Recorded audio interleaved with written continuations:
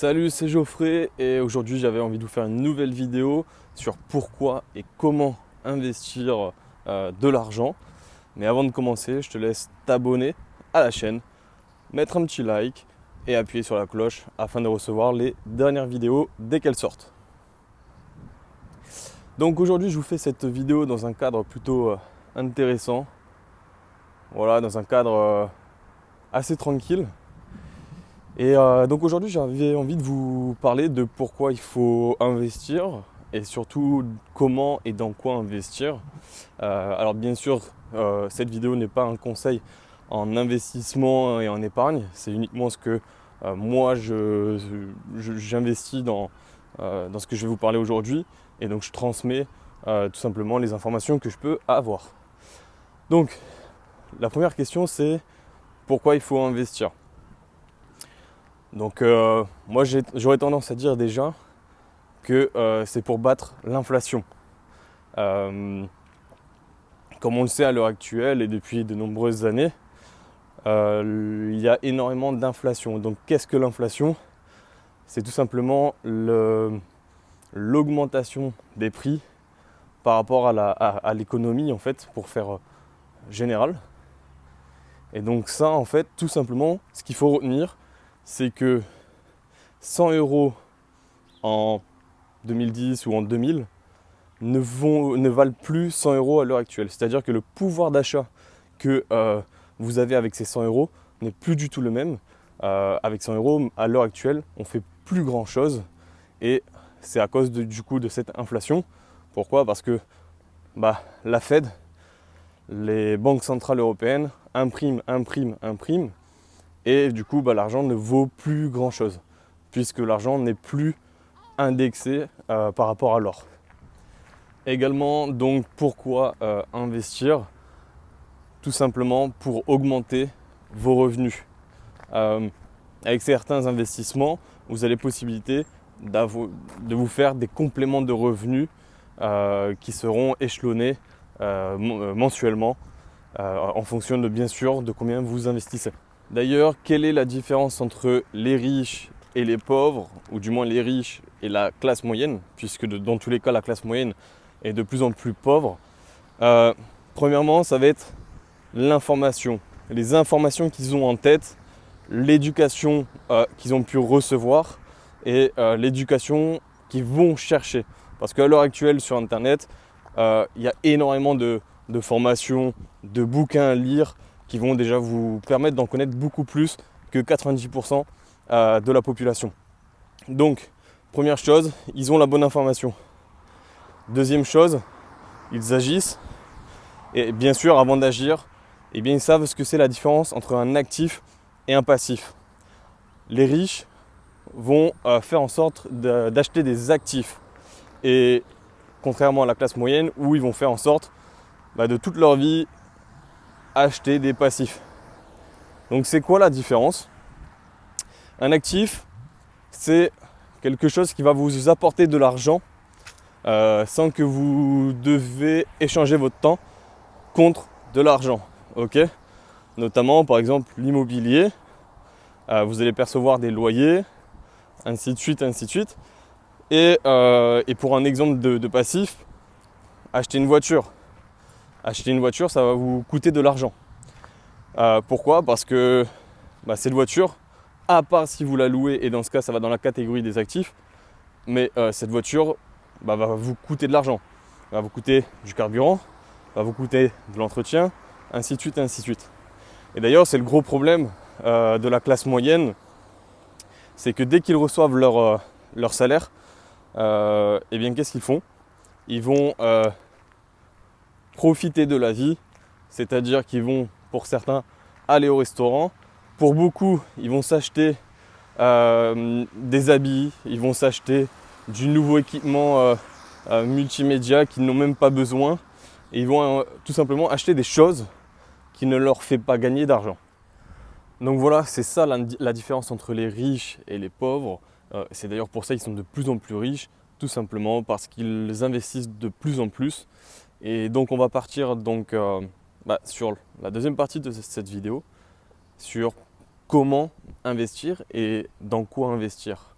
Donc, alors comment? Tout d'abord, il va falloir établir un plan, il va falloir se former avant d'investir parce que ça va vous éviter énormément d'erreurs tout simplement. Euh, une formation, ça va vous permettre tout simplement d'aller d'un point A à un point B de manière beaucoup plus rapide que si vous regardez des vidéos YouTube à droite à gauche et, euh, et vous n'allez pas avoir ce chemin direct. Donc, après s'être formé, il va falloir du coup agir quand vous aurez ce plan. Il va falloir du coup tout simplement savoir combien déjà vous pouvez épargner, que vous pouvez épargner en fait tout simplement, et combien, vous devez savoir combien vous pouvez également investir. D'accord? Il faut savoir qu'en fonction de ces montants-là, euh, les investissements seront différents. Vous pouvez très bien, si vous avez une grosse somme, donc je disais, si vous avez une grosse somme, quand je dis grosse somme, tout est relatif parce qu'on a chacun nos seuils par rapport au niveau de l'argent.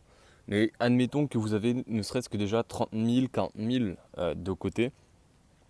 Mais potentiellement, ce qui pourrait être intéressant, ça va être d'investir dans l'immobilier ou pourquoi pas dans la bourse. Euh, la différence entre les deux, c'est que pour moi, la bourse est beaucoup plus simple à mettre en place, contrairement à l'immobilier. Pourquoi? L'immobilier, ça va demander beaucoup plus de formation, ça va demander tout simplement de pouvoir rechercher les biens, donc ça peut prendre des mois. Ça va demander d'aller voir pas mal de banques pour avoir potentiellement un crédit, du coup, s'il manque une partie pour acheter le bien. Ça va vous demander d'avoir une stratégie bien ficelée. Euh, et après, une fois que vous avez ce bien, ça va potentiellement vous demander des travaux. Donc gérer potentiellement aussi des artisans. Autre désavantage, une fois que vous avez fait tout ça, il va falloir du coup euh, entre guillemets, gérer un peu le locataire. Il va falloir du moins bien choisir son locataire pour éviter tout ce qui est impayé. Et pour ça, d'ailleurs, je connais pas mal de personnes qui ont des problèmes pour être payées. Et même avec des assurances qui sont normalement bien ficelées pour payer si le locataire ne paye pas, eh bien, pour la petite histoire, j'ai un ami qui lui a un bien et qui a pris une assurance et ça fait 8 mois qu'il n'est toujours pas payé, même par rapport à l'assurance, et l'assurance va lui rembourser uniquement 3 mois. Donc pour moi, il y a certaines barrières à l'entrée dans l'immobilier. Pour moi, c'est pas l'investissement le plus facile. Euh, et d'ailleurs, pour moi, l'un des investissements les plus faciles, c'est la bourse. Parce que la bourse, on peut commencer avec 50 euros tous les mois. Et avec ce genre de somme, on peut déjà aller chercher euh, un très beau capital en fait, et en full passif. Vous avez besoin d'un ordinateur, d'une stratégie, notamment, c'est vrai qu'on va nous dire, ah, mais la bourse, ça fait peur, ça peut se casser la gueule, etc. Comme tout investissement, il y a un risque. Par contre, si on a les bonnes méthodes, notamment avec des actions à dividendes, eh bien, c'est comme ça qu'on peut faire fructifier son capital, euh, on va dire assez rapidement et surtout sur le long terme et surtout avec beaucoup moins enfin du moins avec beaucoup plus de sécurité. Et c'est ce qui pour moi est le meilleur, enfin un des meilleurs investissements avec le moins de risques, avec le moins de gestion à avoir. C'est-à-dire que quand vous avez un bien, il va falloir des fois aller réparer une petite ampoule, enfin changer une ampoule, réparer un petit truc. Alors que la bourse, une fois que vous avez mis et vous avez investi, il n'y a plus qu'à attendre et ne plus toucher en fait tout simplement. Après en termes de solutions dans l'investissement, c'est très large. C'est-à-dire que vous pouvez tout simplement acheter, je sais pas, par exemple une voiture et la mettre en location, c'est un investissement et derrière ça vous apporte une rente tous les mois ou du moins dès que vous louez cette voiture. Donc ça peut être aussi un autre élément. Et puis après vous avez des investissements dits au rendement et qui, euh, et qui sont, on va dire, peut-être un peu plus risqués, mais où les rendements sont plus intéressants et ça vous permet d'aller chercher vos objectifs plus facilement. D'ailleurs, par rapport à ce sujet, vous pouvez très bien me contacter sur les réseaux, ou notamment par exemple sur Instagram, Ayam Geoffréo, il va s'afficher ici de toute façon. Et vous me demandez, vous m'envoyez au rendement. Et à partir de là, on pourra en discuter plus en détail. Donc cette vidéo touche à sa fin. Ce qu'il faut en retenir, c'est qu'il faut investir pour battre l'inflation, pour augmenter votre épargne, pour pourquoi pas transmettre ce patrimoine à votre descendance, à votre héritage. Également très intéressant, ça va vous permettre tout simplement de remplacer votre salaire par cet investissement à terme. Bien sûr, ça ne se fait pas en 2 mois. Et donc dans quoi investir? Pour moi, il y a bien sûr l'immobilier, le classique, qui est quand même plus compliqué à mettre en place à la base. Ça demande plus d'énergie, plus de connaissances. Il y a la bourse, très intéressant, et les investissements à haut rendement, mais ça demande plus de risques, mais ça paye beaucoup plus, pour faire simple. Et puis après, quatrième, qui est un investissement, mais ça, il faut créer plutôt un système, et c'est tout simplement le business en ligne. Et je vous ferai une autre vidéo par rapport à ça, pour en parler plus en détail. Si vous avez aimé cette vidéo, n'hésitez pas à mettre un petit commentaire en bas, et je vous mets un petit cadeau, un tableau de bord, pour pouvoir tout simplement gérer vos finances. Parce que c'est une des clés qui va faire la différence pour votre futur. Voilà. Allez, à bientôt. Ciao, ciao.